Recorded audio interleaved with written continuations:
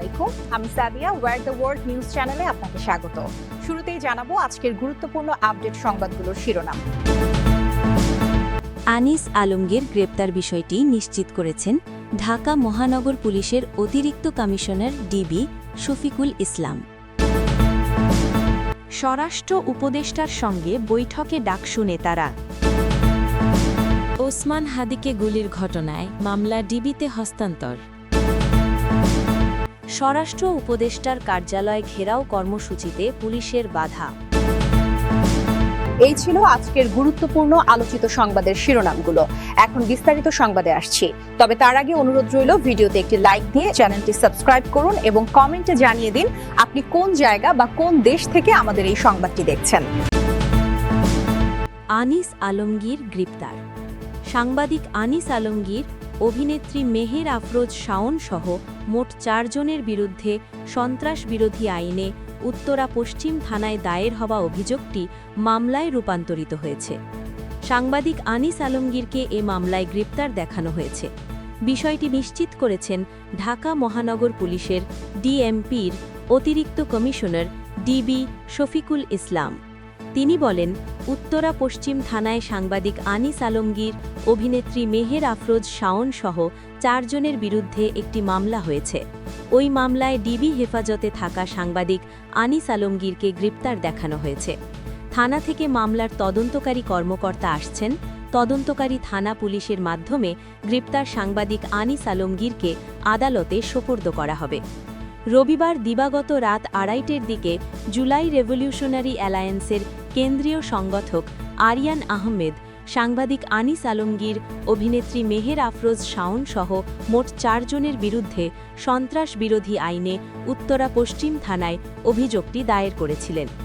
অভিযোগে নাম আসা অপর 2 জন হলেন মডেল মারিয়া কিসপোট্টা ও ইমতুরাতিশ ইমতিয়াজ। স্বরাষ্ট্র উপদেষ্টার সঙ্গে বৈঠকে ডাকসু নেতারা।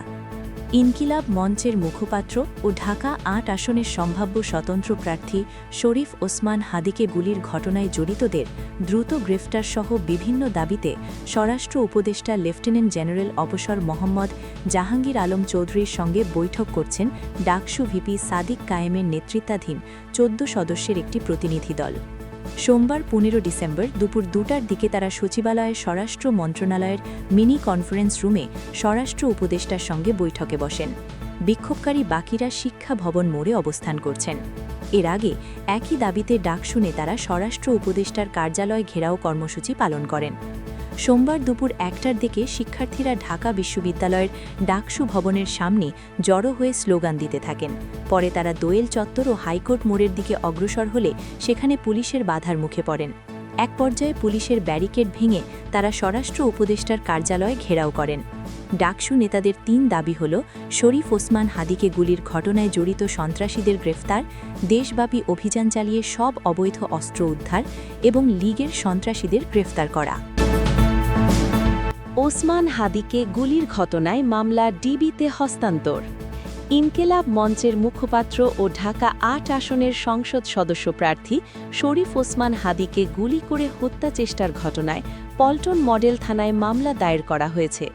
মামলাটি তদন্তের জন্য ঢাকা মহানগর গোয়েন্দা পুলিশের ডিবি মতিঝিল বিভাগে হস্তান্তর করা হয়েছে। ঢাকা মহানগর গোয়েন্দা পুলিশের অতিরিক্ত কমিশনার শফিকুল ইসলাম সোমবার 15 ডিসেম্বর দুপুরে বিষয়টি নিশ্চিত করেন। তিনি জানান, পল্টন থানায় দায়েরকৃত মামলাটি ডিবি মতিঝিল বিভাগে হস্তান্তর করা হয়েছে এবং তদন্ত এই বিভাগ পরিচালনা করবে। পল্টন থানার পরিদর্শক অপারেশন ইয়াসিন মিয়া জানান, শনিবার রাতে গুলির ঘটনায় পল্টন থানায় একটি মামলা নং 19 দায়ের করা হয়। মামলায় একজনকে আসামি করা হয়েছে এবং বর্তমানে তদন্ত চলছে। ওসমান হাদিকে গুলি করার ঘটনা নিয়ে এখনও বিস্তারিত তথ্য পাওয়া যায়নি। পুলিশ ঘটনাস্থল ও আসামিদের ধরার চেষ্টা চালিয়ে যাচ্ছে। স্বরাষ্ট্র উপদেষ্টার কার্যালয় ঘেরাও কর্মসূচিতে পুলিশের বাধা।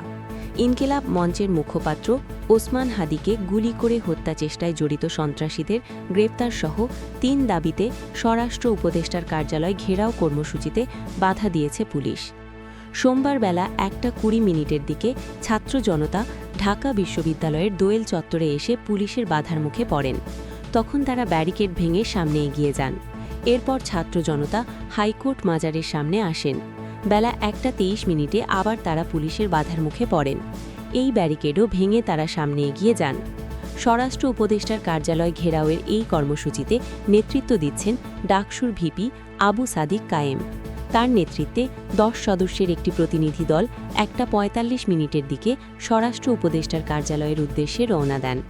এর আগের রোববার ডাকসুর সাহিত্য ও সাংস্কৃতিক সম্পাদক মুসাদ্দিক আলী ইবনে মোহাম্মদ স্বরাষ্ট্র উপদেষ্টার কার্যালয় ঘেরাও কর্মসূচির ডাক দেন।